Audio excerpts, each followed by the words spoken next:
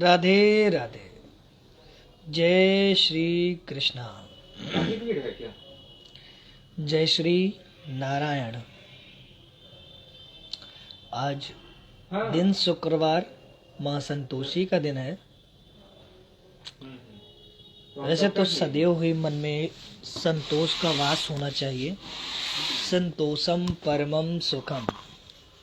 जिसके हृदय में संतोष रहता है वो सदैव सबसे भिन्न रहता है, सबसे अलग रहता है और सबके दिल में वास करता है, सभी को प्रिय होता है। वो विकास के लिए मुर्गा संतोष है? कुछ चीजें हैं जो हमारे जीवन में होने से अत्यंत हमारे जीवन को सही बनाता है। हम और बाबा जैसे संतोष, त्याग। अभी तो कोई है नहीं यहाँ। इस संसार में हमारा कुछ भी नहीं है। जो आज है वो कल हमारा नहीं, जो कल हमारा होगा वो परसों हमारा नहीं। तो दिन प्रतिदिन हमें त्याग करते ही रहना है। शरीर, जब हम 5 साल की उम्र के थे तो हमारा शरीर किस प्रकार का था, फिर 10 साल के हो शरीर का आकार बदला, 15 के हो फिर आकार बदला, तो हम अपने शरीर के आकार को भी त्याग रहे हैं। और हमारे जीवन में न जाने कितने लोग आते हैं जाते हैं, आते हैं जाते हैं, और एक दिन हमें भी आना है, जाना है। यही संसार का नियम है, यही प्रोसेस है। और इस मनुष्य देह के द्वारा केवल हमें भगवत भक्ति ही प्राप्त करनी, भगवत भक्ति ही करनी है। हरि का नाम जपना है। हरि व्यापक सर्वत्र समाना, प्रेम से प्रकट होत भगवाना। आप प्रभु को रुपया, पैसा, धन, दौलत कुछ भी चढ़ाएं, रिश्ते नहीं हो, उन्हें केवल प्रेम से ले जाया जा सकता है। श्रद्धा, मन की श्रद्धा, सच्ची श्रद्धा से उन्हें आप समक्ष पा सकते हैं। भाव प्रस्तुत करें, भाव से उन्हें भोग लगाएं, भाव से उन्हें याद करें, भाव से भाव रूपी अपने मन में सोचें कि हमारे सामने श्री हरि नारायण बैठे हैं, राधा रानी बैठी, श्री कृष्ण बैठे, बाके बिहारी बैठे, राम सीता जी बैठे हैं। इस तरह भाव बनाएं। क्योंकि ये जो हरि हैं वो इस संसार के पालनहार हैं और सभी के जीवात्मा के रूप में निवास भी करते हैं। वो हर जगह है, कण कण में व्याप्त है। अच्छा, हाँ। इसलिए आप सभी लोग प्रभु भक्ति में सदैव लीन रहें। जितना आप सदैव भक्ति में लीन रहेंगे उतना ही आपकी भक्ति प्रगाढ़ होगी और आपका जीवन भी सुखद होगा। और सदा अच्छे विचार करें, सही विचार करें। काम, क्रोध, मद, लोभ, ये मत्सर, इन सब चीजों से दूर रहें। क्योंकि जहाँ पे काम, क्रोध, मद, लोभ होता है वहां पर ही कलयुग का वास होता है। कहते हैं जहां सुमति तहां संपत्ति नाना, जहां कुमति तहां विपत्ति निधाना। जहां पे सुमति यानी कि सात्विक चीजें, सोच विचार, सब कुछ खाने योग्य भी सात्विक हो, वहां पर प्रभु ही निवास करते हैं। लेकिन जहां पर कुमति, कुसग्र, कुसंगति, गलत लोग, बुरी आदतें, व्यसन, ये सब होता है, वहां पे कलयुग का वास होता है। और जहां पे कलयुग का वास होता है वहां पे एक न एक समय नाश अवश्य होता है।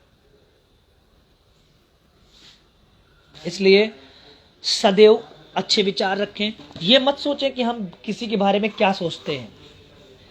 अगर हम सामने वाले के बारे में मन में कुछ सोच रहे हैं गलत विचार, तो उस सामने वाले को नहीं पता है। उसके मुख से हम अपने उससे प्रेम से बात करें तो वो यही सोचता है कि ये बंदा मुझसे प्रेम करता है, मुझे अच्छा लगता है, मुझे मानता है, ऐसा सोचता है। लेकिन हमारा मन जो सोच रहा है वो गलत है। वो ऊपर वाला जो बैठा है ना, सब कुछ देख रहा है कि तेरे मन में क्या चल रहा है। इसलिए मन को स्वच्छ रखें, सदैव सामने वाले को अच्छा समझें। वो आपके साथ कितना भी क्या गलत करें, हमारी अच्छाई उस पर एक दिन हावी होकर के वो हमारे साथ अच्छा करने का विचार करेगा, विमर्श करेगा, और एक दिन वो सभी के साथ अच्छा करेगा। इसलिए सदैव सत्य के मार्ग पर हैं, धर्म के मार्ग पर हैं, क्योंकि जो धर्म के मार्ग पर रहता है प्रभु उन्हीं के साथ होते हैं। कहते हैं यदा यदा हि धर्मस्य ग्लानिर्भवति भारत अभ्युत्थानम अधर्मस्य तदात्मानं सृजाम्यहम्। परित्राणाय साधूनां विनाशाय च दुष्कृतां धर्म संस्थापनार्थाय संभवामि युगे युगे। कहते हैं कि जब जब पृथ्वी पर धर्म का नाश होता है, अधर्म का विस्तार होता है, सात्विक साधुजनों का अपमान होता है, महापुरुषों का अपमान होता है और असत्य बढ़ता है, नास्तिकता बढ़ती है, प्रभु का स्मरण नहीं होता है, अधर्म का विस्तार दिन प्रतिदिन बहुत ही गति से होता है, तब हमारे आराध्य श्री हरि नारायण भगवान, लक्ष्मीपति श्री लक्ष्मी नारायण भगवान इस पृथ्वी पर इस वसुंधरा को इस अधर्म से मुक्त करने के लिए स्वयं अवतार लेते हैं और साधु पुरुषों की, महापुरुषों की धर्म की पुनः स्थापना करने के लिए वो अवतार लेते हैं और अधर्म का नाश करते हैं, पापियों का नाश करते हैं और पुनः धर्म की स्थापना करते हैं।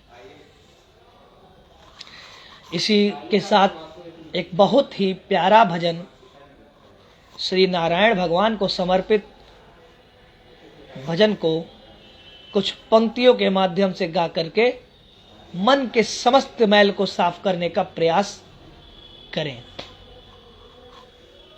एक महत्वपूर्ण बात, कल मैंने देवकी नंदन ठाकुर जी महाराज का एक प्रवचन सुना जिसमें उन्होंने बहुत ही अच्छा एक विचार सोचा है। जैसे कि केबीसी या जो लाइव टेलीकास्ट शोज होते हैं जिसमें दिखाते हैं कि जो है ये इन प्रश्नों के उत्तर देने से इतने रुपए कमाइए, उनके हिसाब से रिकॉर्डेड वीडियो है, वो हो सकता हो, लेकिन जो उन्होंने किया वो बहुत ही सही है। कथा पंडाल में उन्होंने कुछ छोटे बच्चों को उत्साहित करने के लिए एक धनराशि निर्धारित की, जिसके माध्यम